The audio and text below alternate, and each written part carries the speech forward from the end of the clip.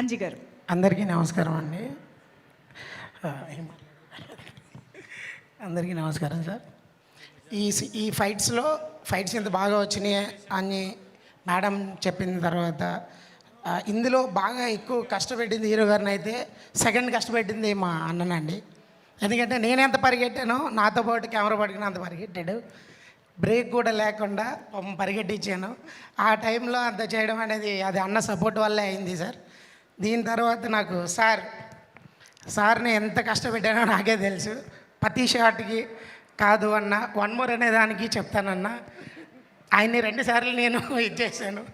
So one more అనేదానికి ఎందుకు అంటే ఆయన ఎప్పుడూ వన్ మోర్ చేసింది లేదు మన దాంట్లో. 2 చోట్ల చేసాము.